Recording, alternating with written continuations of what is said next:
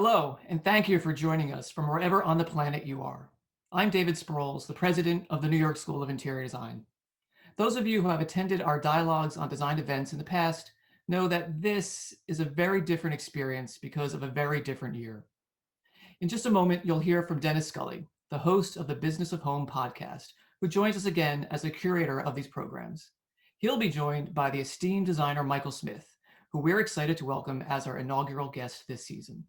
Before that happens, I'd like to thank, really from the bottom of my heart, all of the donors who have already given to support NYSID's talented students. Our students are facing unprecedented health and job market challenges head on, and we've been amazed by their resolve and hard work. Unfortunately, many are experiencing unforeseen financial difficulties, which could impact their education. All donations for Dialogues on Design go directly to our General Scholarship Fund, as well as our Diversity Scholarship Fund, to assist these talented students with their studies. I'd also like to thank those who have sponsored this season of Dialogues on Design: Benjamin Moore, Kate Brodsky, Susan Zeises Green, Alexa Hampton, Holly Hunt, Dennis Miller, Betsy Ruprecht, Maria Spears, Newell Turner, Kelly Williams, and The Shade Store. Please know your generosity is greatly appreciated, not just by me, but also the students you are helping. Thank you. And now, without further ado, please enjoy this dialogue between Dennis Scully and Michael Smith.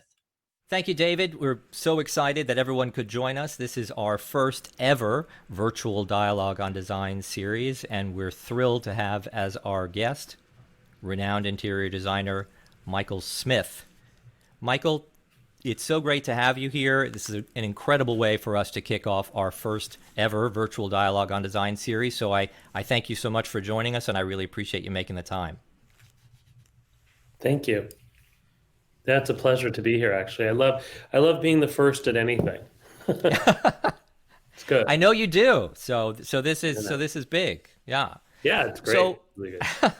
So before we get into the book and the conversation that we're going to have, I wanted to sort of give you a little insight to sort of how I think about these talks in terms of our audience, because we've got interior design students who are tuning in, and I wanted to, in a way, create a little bit of a sense of possibility.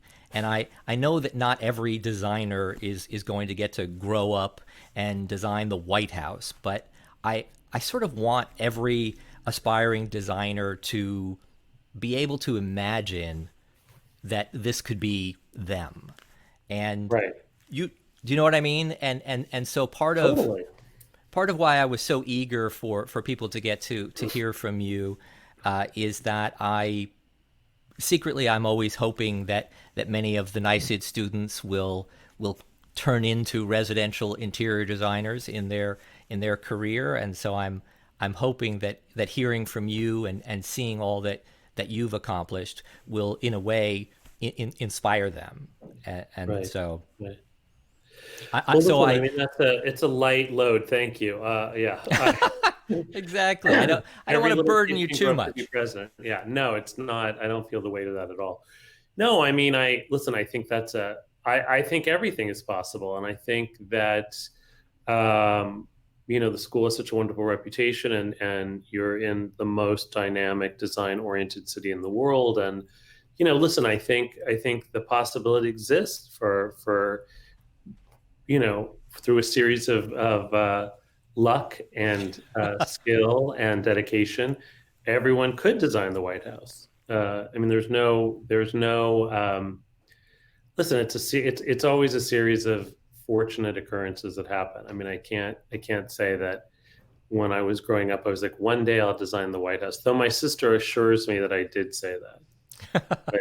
Part of what I wanted to understand better Right. from you was a little bit of the Michael Smith methodology.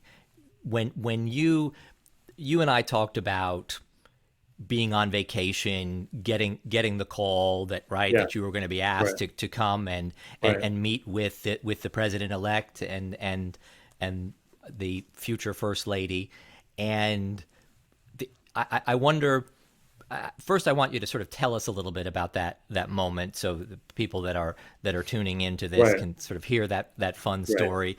But then I want to get into how your mind goes to work once that project really begins. So Okay. tell us tell us Well, the well, so story.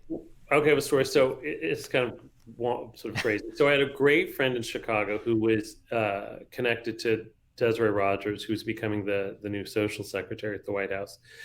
And I had called her up, and I had this whole conversation about what I thought the White House should be. It should be, inclusive. It should have all these crafts and artisans that hadn't been in the White House before. It should have, an element of just the promotion of, kind of all these different furniture designers and textile designers and things, which, I just thought, well, they hadn't been in the White House before. And we really need to, this is part of what people think of when they take an Obama idea and kind of distill it as a decorating idea. These are the people who would be present. This is the kind of art that would be in the building, all that. And she said to me, "Oh, this is great. Oh, I'm gonna get you this job. Desiree lives in my building, and I'm gonna get you this job." And I was, of course, that was the kind of conversation, and I just never thought about it again. And the letter she sent to Desiree with some of my books is in my book, is in Designing History, and I hadn't seen it until we kind of did the book, and it's kind of unbelievably thoughtful, and it's kind of intense because it's so sort of wonderful, and Yeah, she's so the best flattering. agent you've ever had. Yeah, I I'm mean, totally the best agent I've ever had. The Thanksgiving week, I was in Jamaica, literally on a beach, and my phone rang on my towel, and I picked it up, and it was Desiree Rogers calling me to ask if I would be interested in being considered for the job. And it was so kind of surreal. I mean, I clearly didn't do that cliche like I Love Lucy thing where you hang up and think it's a prank or anything. I mean, I didn't. She sounded credible, as she always yeah, does. yeah. And serious, and so I took it seriously, which is probably good. And then, yeah, over the course of Thanksgiving week, there was a series of calls and questions and vetting and all this kind of crazy stuff going on while I was on vacation. And so that then it was obvious that I was going to go directly from vacation to Chicago to meet the Obamas, which I did. And the rest is sort of history, or designing history, if you will. But the interesting thing is I start to design or develop a visual idea of what something will be or what a house will look like when I hang up the phone talking to somebody. It's probably weird, right? I mean, if somebody No, says to it's me, it's "Oh, I fascinating. live in wherever, and I have a Georgian house, and I have three," I literally start to kind of think of visual ideas about what that is. So I start sort of from the second someone introduces the idea, I've already started to kind of think about it. And then if I can see the house, or if someone sends me pictures of the house, I've already, from their voice, from what they're telling me, from what I've sort of culled from the discussion, and then looking at the house, I kind of already have a visual idea. I mean, it changes often. It's not like I, say, "Oh, I never have to." It's not like a psychic hotline or something. I don't go, "Your sofa's coming tomorrow and it's maroon," or something.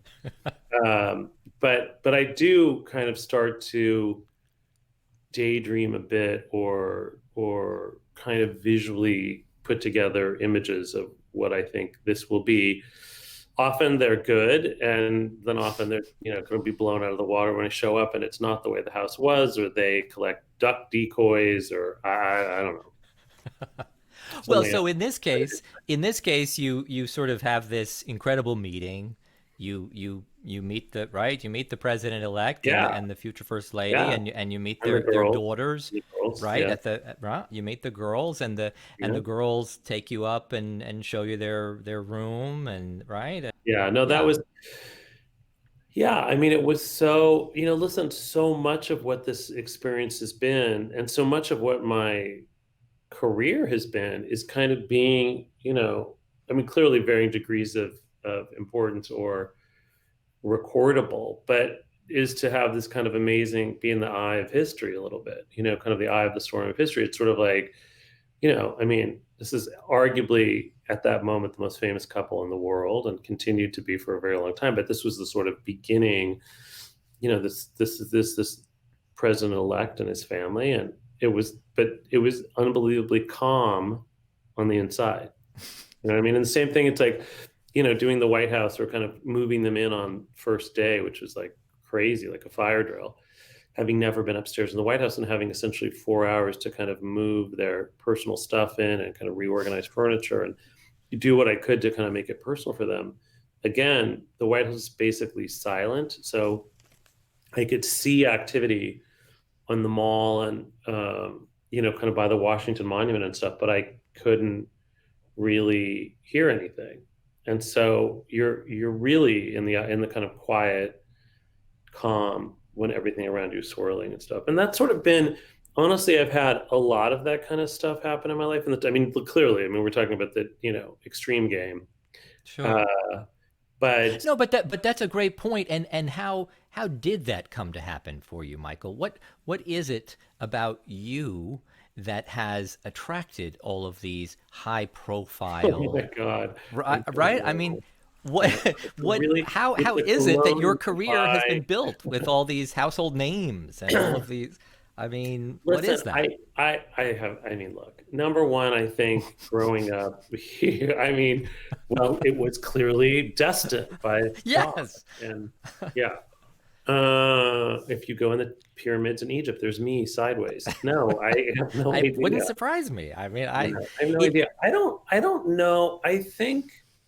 Look, these are better questions asked for someone else other than me because I'm like a little too close to it all.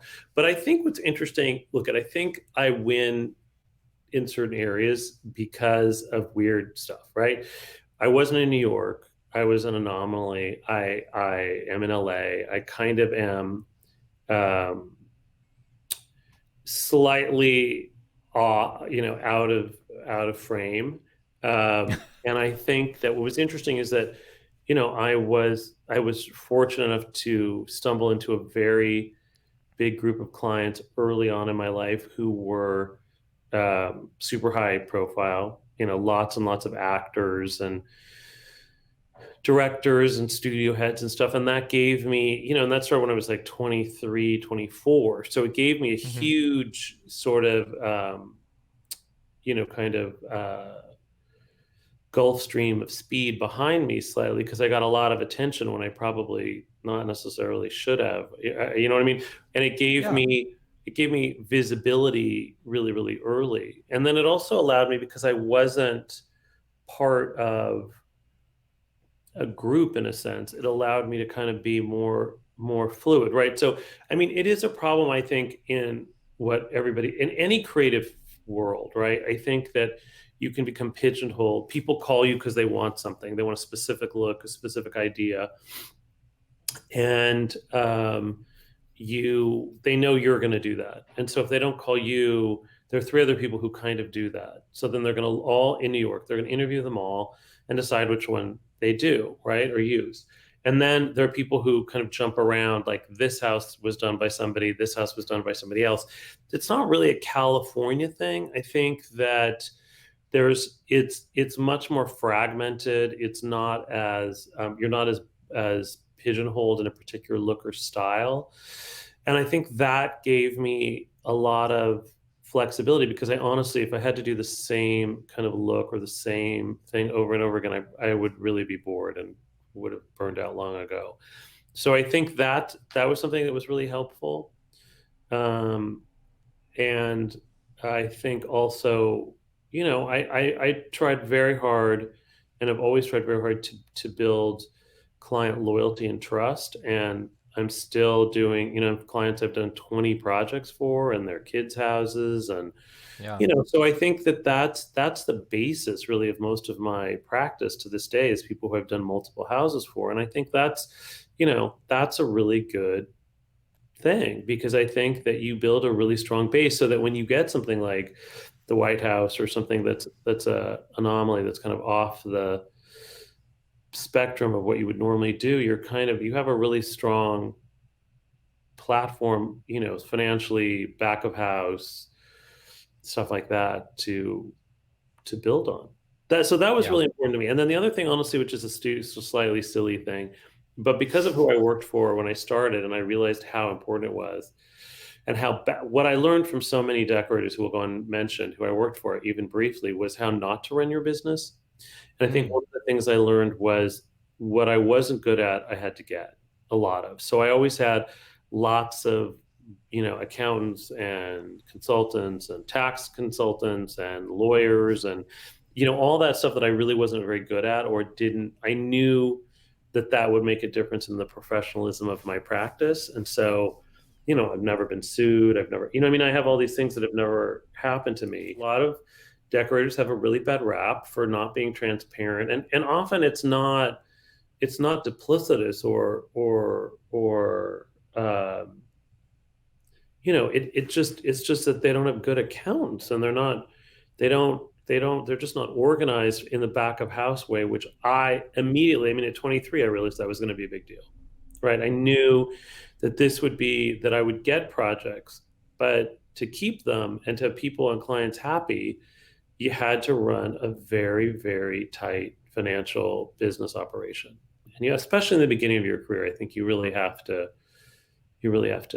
be judicious and make sure that you build a sort of really good foundation. So that's something I think that people, I'm sure, listen, the school does a great job of talking about that. I cannot tell you enough how important that is.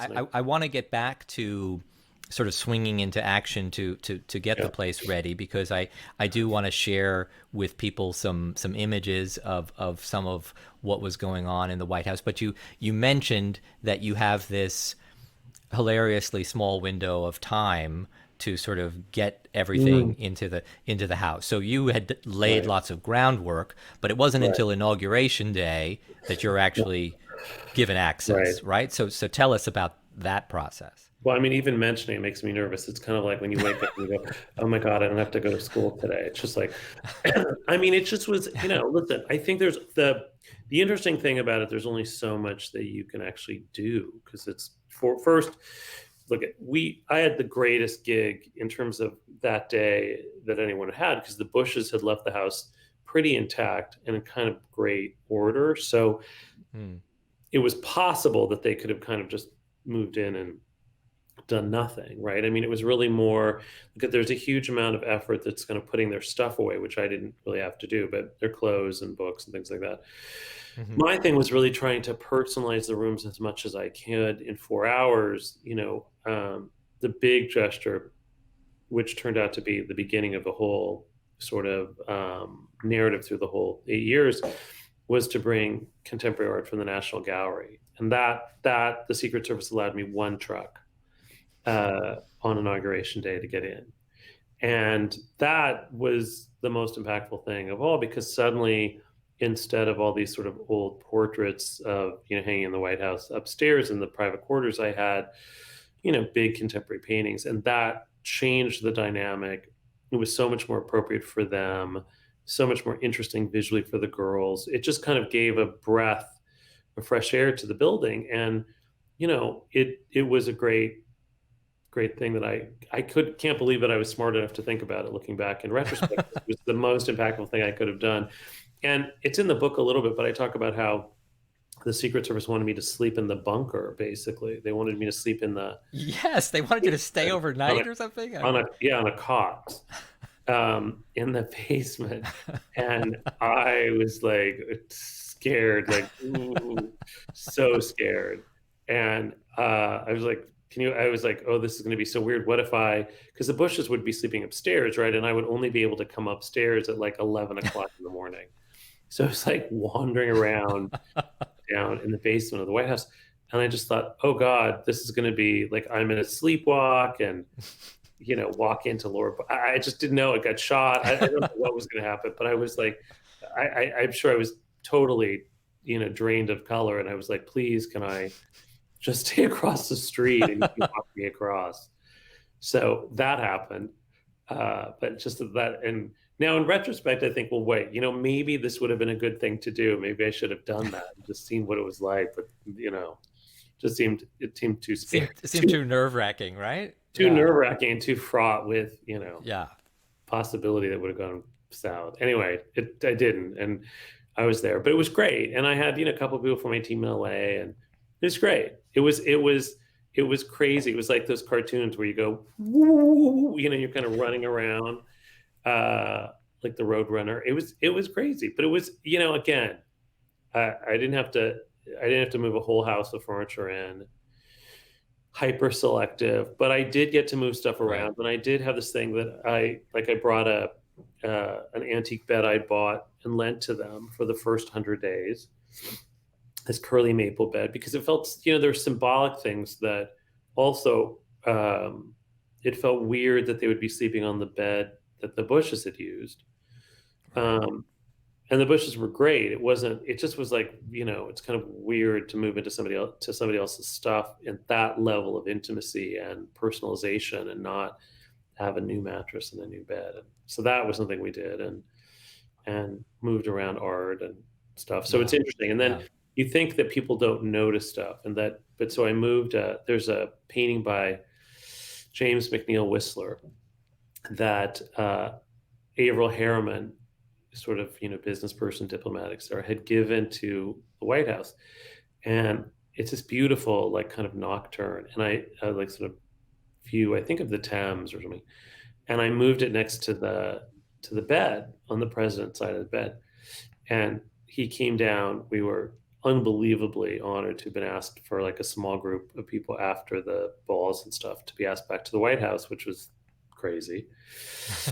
And got to go up the front driveway, which was like first and last, and never again did that ever happen. And the president came up to me and he said, "Oh, there's a Whistler hanging next to my bed." So you kind of know who you're dealing with, that this was a president and a family who were going to notice everything and, be appreciative and, respectful of all the traditions and all the stuff that was there. So, it was like kind of game on. I'm going to notice everything.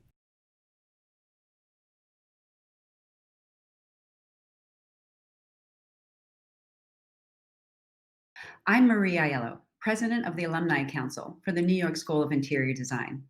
I am so pleased to have this opportunity to talk about the alumni and our importance to the school. Right now, 80% of our alumni are practicing interior designers, with the majority of us working in residential design. We have a robust and active alumni council that meets frequently throughout the year to engage and support our alumni.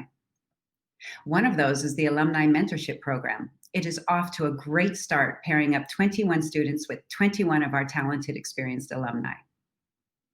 We all know that we are in unprecedented and challenging times, but now, more than ever, we need to support NYSID. The funds raised for Dialogues on Design will support scholarships for deserving NYSID students wanting to receive the very best in a design education. Your support can be directed to one of two different scholarship funds: the General Scholarship Fund or our newly established Diversity Scholarship Fund. The latter benefits talented students who are traditionally underrepresented on college campuses. Since COVID, the financial situation of many of our students has shifted dramatically. Because of this, now more than ever, we need and are counting on your support. Remember, your donation is 100% tax deductible. So please, consider a gift to NYSID. Thank you for giving me the time to introduce myself and to tell you about the alumni at NYSID. I hope everyone stays safe and continues to be well. I want to share a few images with people who have tuned in to get sort of a sense of you working with the Obamas. There's this wonderful image of you helping the president to decide on a desk chair for himself, and you're sort of rolling around different options, and it looks as if the first lady is seated on the sofa, sort of watching all of this. Tell me the scene there and what's going on in this, it's picture. A kind of funny scene because clearly, because of the financial crisis, we weren't doing anything related to the office or anything for quite a long time. But George Bush wanted his desk chair back. Is that what it was? Yeah, it was really early. It was like, President Bush wants his chair back. And it was sort of, this thing of like, well, what do I do? And so I had these two chairs. I think they're Smith and Watson or something. And I had these two chairs, and I took them to the White House for him to sit in. And I think I bought them for it. I might have even bought them for that idea, right? Right. This was like, just let me get him chairs. And that's kind of late at night after work for everybody. You can see it's quite dark outside. It's Yeah. probably like 9 o'clock at night. And I brought these chairs for him to pick a chair to use until, for first, I don't know, a year and a half or something, where he could have a desk chair because George Bush needed his chair back. So there's a lot of that stuff, like, oh God, where do I get a chair so fast? And, Well, and it's interesting. The point is, I still own the chairs. That's my in storage. Yeah.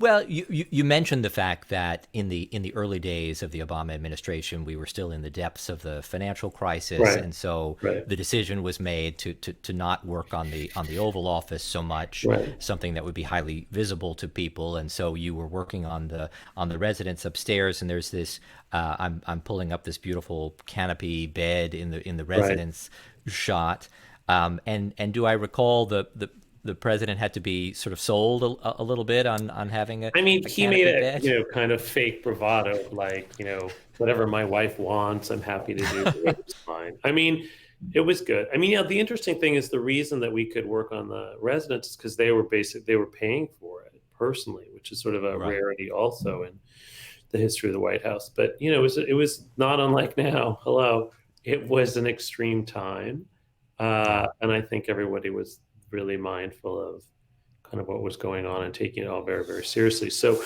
the bed was a historic bed that belonged to the White House collection, and we reworked it, and it was beautiful, and they were really happy with it for 7 of the 8 years basically. But yeah, I mean, there's all these things that President Obama is so brilliant and so emotionally intelligent, and his thing is he likes to challenge you to defend your position, to make sure that So he pushed back on you a little bit on the bed, like every day, yeah, in some way. Well, and just did you in a very funny and kind of kind-hearted way. I think it's part of his sort of style is that he wants to make sure that you believe in your decision. I mean, it's so interesting. So much of what you realize is, there was no scandal in an Obama White House ever, nothing. So I think you realize that personal, those are the ability, days. I know, right? You realize that decision making, and that you had to trust people. I mean, I had to trust people to be discreet or trust people, and some people weren't. Yeah. I mean, I had people who, I would call and try to get something for the White House, and they'd immediately put it on their website and go crazy and do all this self-promotion stuff. And that's just not the White House way. Yeah. So they'd have to be called to say, could you please, take that down or whatever.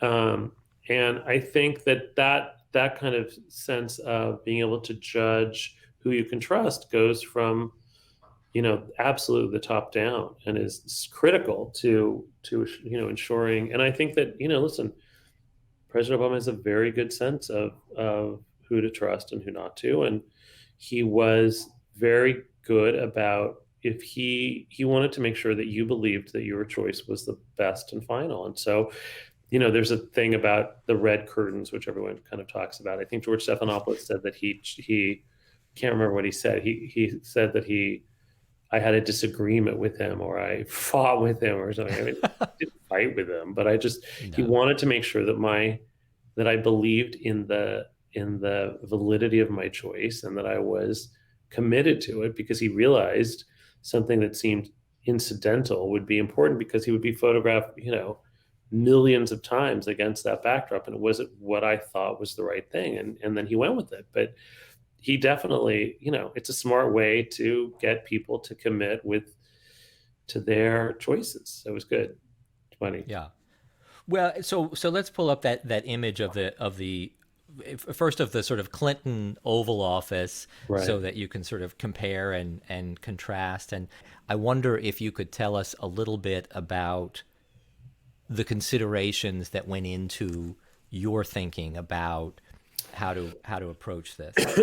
Well, it's interesting. I mean, it was definitely about trying to take historic aspects, things that I thought were historically, for example, that the Oval Office had been wallpapered. It had actually been covered with burlap in the initial sort of, kind of creation of it. And I don't know if most people know, but the West Wing was always meant to be temporary. It was a temporary structure, which is constantly having to be updated, and it was never built to be permanent. So it's sort of been, constantly kind of worked on and upgraded and a lot over the decades. But so it had like a kind of green burlap on the walls, and so I thought there was something really interesting about a textural kind of, something that kind of compressed it slightly. Also, what I talk about endlessly, is that the White House, every room is really, really tall. So you come in and it's kind of, they have proportions like a basketball court. I mean, they're really, really tall. And so I think part of the objective was to just, kind of bring them in slightly. And then I also was very much aware of how beautiful the architecture was in the Oval. And I wanted it to pop out. So by having kind of the cream trim and this kind of warm golden stripe, I can create this kind of, contrast between the material and the color, and you would see the architecture more prominently. And then the room is constantly lit for it's camera ready, right? So it has really bright, kind of hidden lighting. That the room is always super, super filled with light. That's even for photography and film and whatever. So it's a really bright space. Again, to kind of use this kind of honey colored wallpaper, this kind of straw colored wallpaper, was about just trying to normalize the brightness of the light, kind of make it slightly feel a little bit more normal given the intensity of the light. So, so first a lot of it was technical, and then layered on top of it was this idea of the historic, which was, I was very aware that every big presidential portrait in the White House, Washington, Lincoln, and a variety of other presidents, all had this kind of red drape in the background, almost a kind of banner of red. And so I thought, wow, this should really be, there's something here that's subtle, but also very omnipresent, you don't really think of, but it sort of signifies, passion and intensity. And, there's just something about this red drape in the background. And so I thought, well, we should give President Obama red because he's so cool and collected, but he's deeply passionate and, kind of dynamic. And this red will kind of signify and show you that, not unlike in the portraits, that this is something that's you're supposed to be aware of, right? It's a shorthand to say, though I appear calm and collected, I'm still intensely passionate, energetic about this issue. How does this reinforce or underline a canon of an Obama White House, right? It's the apples on the desk, and on the coffee table instead of flowers. It's the guest chairs covered in leather as opposed to velvet, which they had been.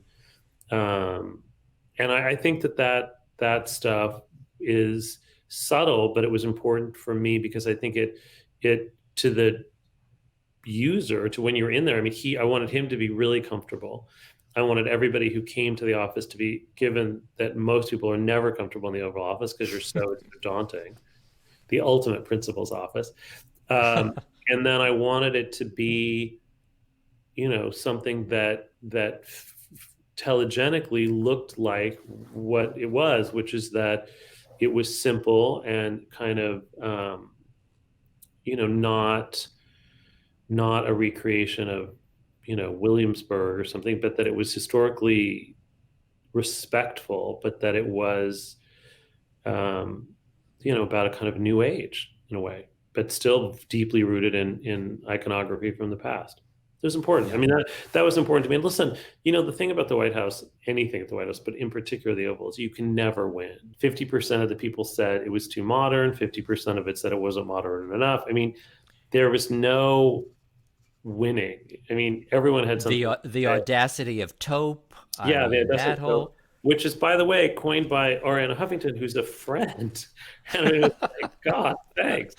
And it was a very good line. It was very funny. Yes. But it was, the audacity of taupe, and all these people commented. The best one, I think, Right. was, I'm trying to think who said it, who said it looked like an office that you'd have a quick espresso and get down to work.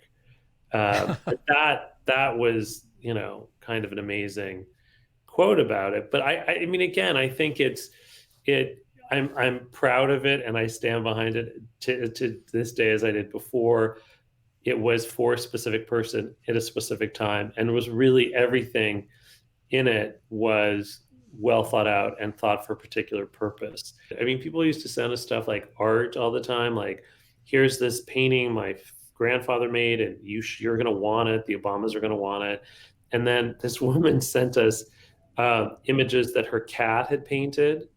Like, this is a painting that my cat painted, and I know the Obamas love animals, and so they're going to want this painting the cat painted. Listen, we're all deeply invested, as we should be, in America's house. So I think that's, of course, it's appropriate. And you talked about the fact that you spend so much time looking at the history, and I'm pulling up a picture of the Kennedy yellow oval room, and Mrs. Kennedy worked on this, I gather, with Sister Parrish, perhaps before Sister Parrish was, I don't know, no longer allowed to work on the project. I don't know what the real story is there. Perhaps you can enlighten us. Well, the real story, I mean, listen, the story that's in the book and the story that was never refuted, okay, I think it was never confirmed nor denied, was that that Sister Parrish was asked not to work anymore because she'd kicked young Caroline Kennedy under the table in this room, I think. Yeah. And look, I think there were more things going on. I think there might have been more at work there. There's more at work. I think there was more at work. Yeah. I think there was a desire of Stephen Boudin.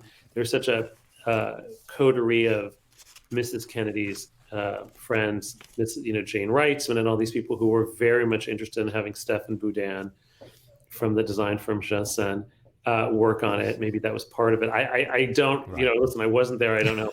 But very, and really funny, actually, is Maureen Dowd wrote this piece recently on me, which was really kind of amazing. And she questioned Caroline Kennedy about that. And Caroline said, it's something which is just beyond great. I believe everything Michael Smith says, but sadly, I wasn't there, so I can't tell you really what happens. But I think, I think that I had many times met Mrs. Parrish. I wouldn't ever call her sister. She wasn't. I was a young design assistant in the same building. Right.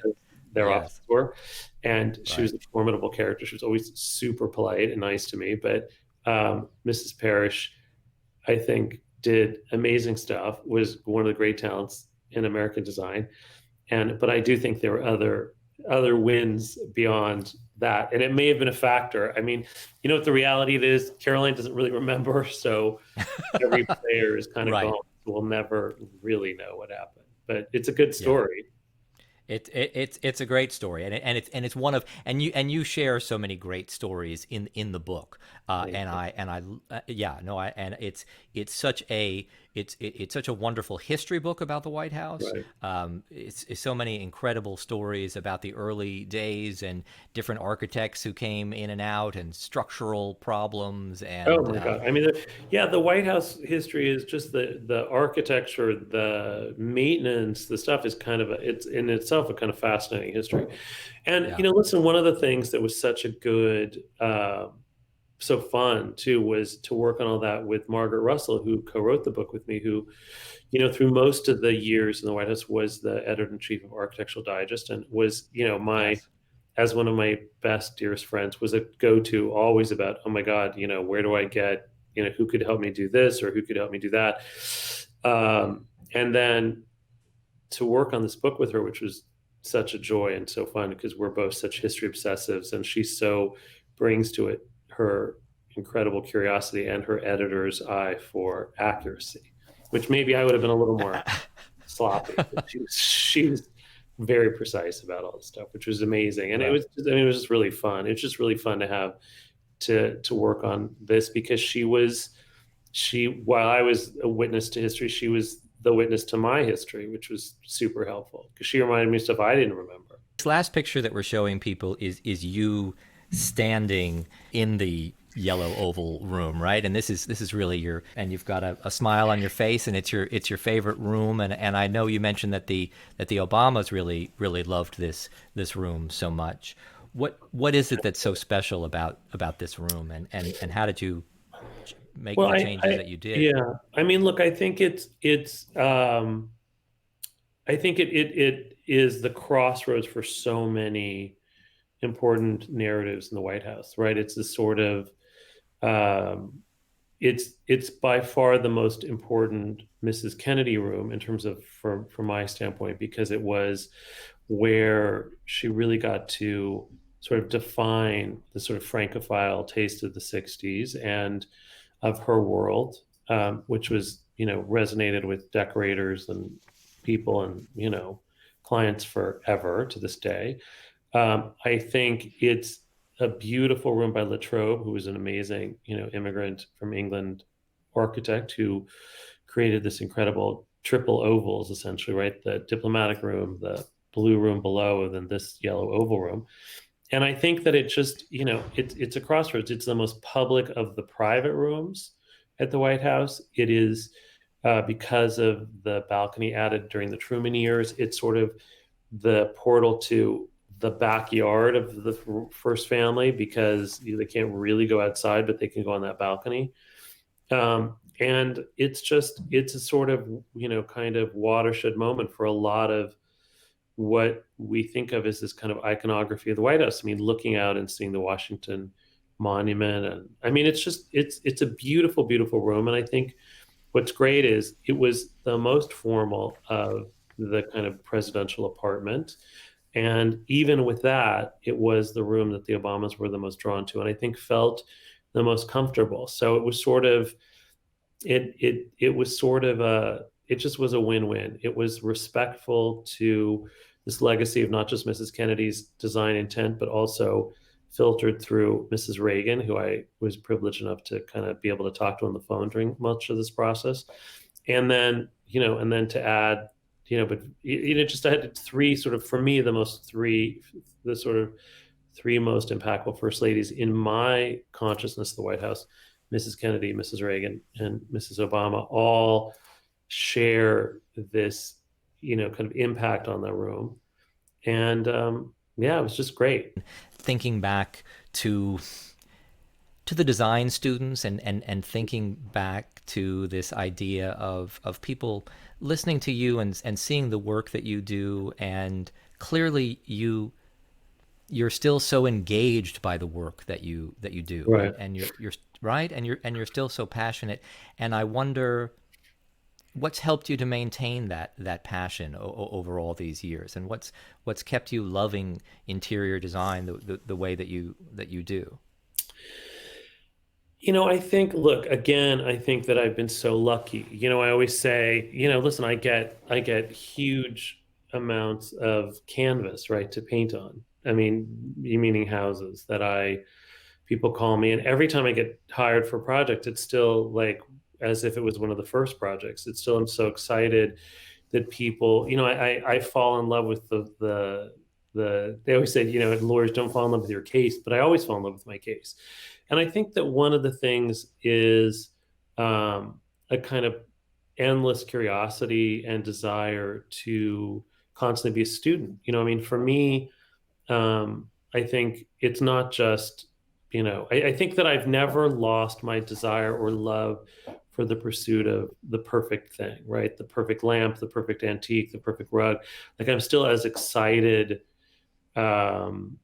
by an auction catalog on my desk as I was 20 years ago. Just the idea of possibility of not only finding something beautiful, but also filling a spot where I need to put a lamp, or, I just think I'm in love with the concept of what it is. I like the work so much. And I think that it's hard to sort of say, I mean, I just think I'm so incredibly lucky in that way that I've never been bored enough to, not be fascinated by it. I think it's getting harder and harder to do this, not easier and easier. I think people are, I think there's so many choices. I think technology has made our jobs much easier in many ways and actually much harder in other ways. I think that everything is accessible to everyone.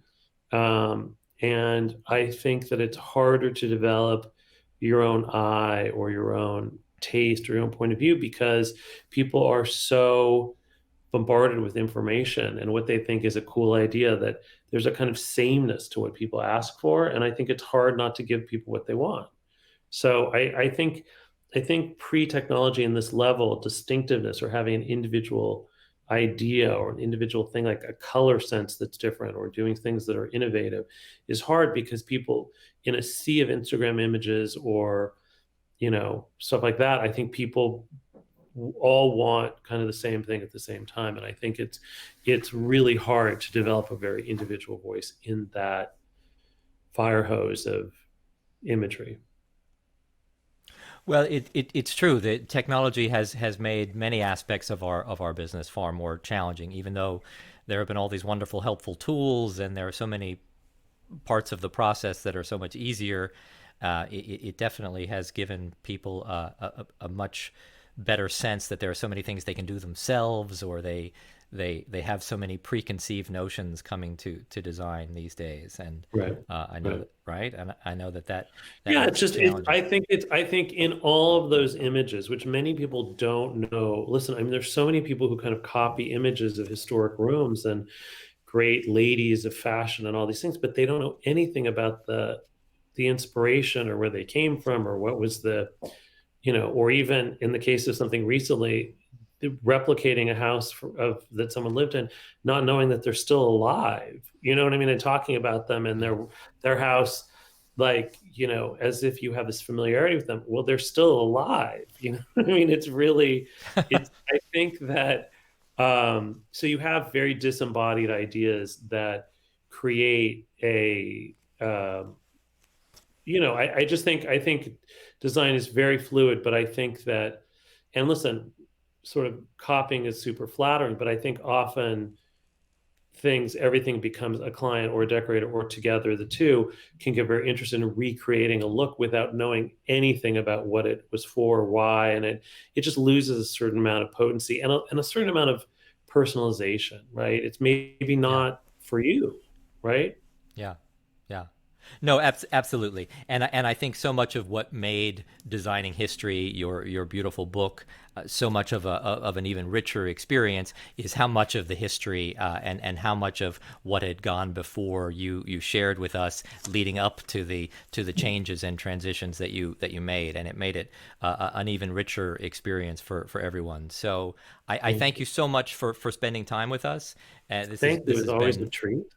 remarkable, a pleasure, and I hope that you continue to enjoy interior design as much as you do, I and This week it could be over. This could be the week. I go back to yeah, auto repair, but I really my first love auto repair. Yeah, no, I think well, I'm kind of toast. I think this is it, probably. yeah, well, Maybe. But listen, I think it's really wonderful, and I think that the school is a terrific thing, and I do think the idea of encouraging people. I think that it's, as I said, it's a wonderful and rich profession, and I think I hope that, and I think these things like you're doing this series really opens the eyes of many people to pursuing your own taste and your own vision and trying to separate yourself a little bit from people like me and other decorators and really come up with what is your own sort of vision of how you see the future of design and the future of houses and aesthetic ideas. I think that's what's exciting is when you see someone who has taken a chance and tried to hammer out using elements from the past, but really kind of tried to create something that looks fresh and innovative. well, I completely agree, and I appreciate that very much. And that's part of what excites me about the students is they are the future, and I look forward to seeing their new ideas brought forth into the world of design. So thank you again. I really appreciate it. Take good care, and we will talk to you again soon. Okay, thanks so much, everybody. Thank you all again so much for joining us for our first ever virtual dialogue on design series. We're going to be bringing you a new conversation every month throughout the rest of the school year. Our guest next month is Madeline Stewart, a remarkably talented designer. You'll definitely want to tune in for that. My thanks to David Sprules, Maria Aiello, and our guest, the incredible Michael Smith. I'm grateful to our generous sponsors, board members, and subscribers, as well as our producer, Jeremy Handelman, for making tonight's show possible. I'm Dennis Scully. For everyone here at the New York School of Interior Design, stay safe and healthy, and we'll see you next time.